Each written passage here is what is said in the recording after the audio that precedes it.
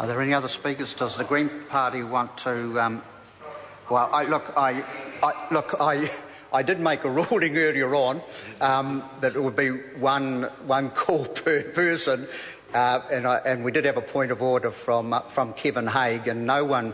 I had actually asked if someone wanted to take a call, so I'm now actually going to revert back to how it possibly should be, and inviting Kevin Haig, and I know there's a couple here who... So, Kevin Haig.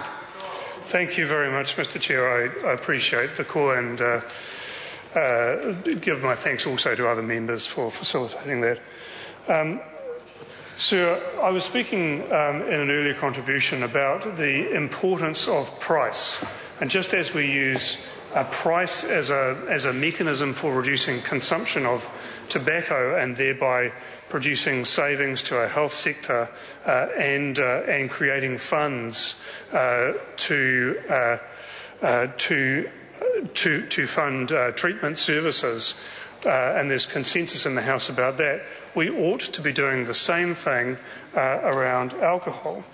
And so the bill that or the SOP that I have before the House in relation to excise tax is one to implement the Law Commission's recommendation, which is to increase excise tax by 50%. And so, as I've indicated earlier, I think that there are some problems with that across the board recommendation from the Law Commission, but that the House ought to have the opportunity to debate that recommendation. And had an SOP not been brought to that effect, the House would not have done so, because it's one of those recommendations that the government dismissed out of hand without even considering it. And so an increase of excise tax of 50% would do a number of things. It would reduce consumption, of course, and the estimate is that the savings that would produce to the health sector and to the police, and I'm sure members of the House will remember those studies that I've quoted at an earlier stage in the debate around the significance of alcohol consumption in all sorts of offending. Those health and police savings and the increased revenue from the tax amount to something like $74 million per annum for a 50% increase in the excise tax. And Mr Chair, that is a saving that ought not to be sneezed at by this government. So why has it not done that? It hasn't done that because, of course, the industry doesn't want it. And so that increased revenue from the tax is also important to enable us, just as we do with tobacco, to fund treatment services. And the evidence, sir, is that the alcohol and other drug treatment services that we have in this country do an excellent job, but they are drastically underfunded. They are in acute need of further funding. And they are currently, sir, so underfunded that they cannot deal with the needs of those who are queuing up outside of their doors actually wanting treatment for alcohol and other drugs, even inside our prisons, sir, where surely every inmate with an alcohol or drug problem ought to be receiving treatment.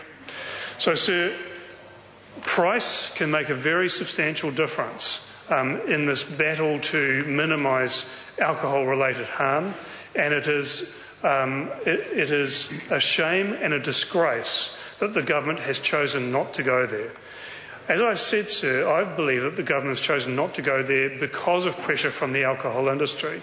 And that, sir, relates to another of the SOPs in front of the House, and that's the one from the Honourable Phil Goff in relation to RTDs.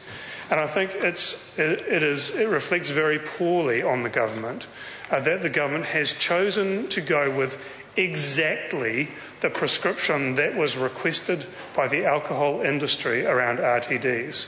So rather than choosing to regulate to minimise the harm, government has instead chosen to go with a formula which was requested by the industry and which we know to be a formula for failure, which is a formula for the industry to self-regulate. And all of the evidence, sir, is that self-regulation by the alcohol industry is going to fail. And we will be back before this House in a matter of years, I guess, in exactly the same place that we are now, with countless more harm being done to particularly young people by that failure of regulation. And so if there's one lesson that this House ought to have learnt again and again and again across many different areas, it is surely that regulation is required. I call Dr. Hutchison. Thank you.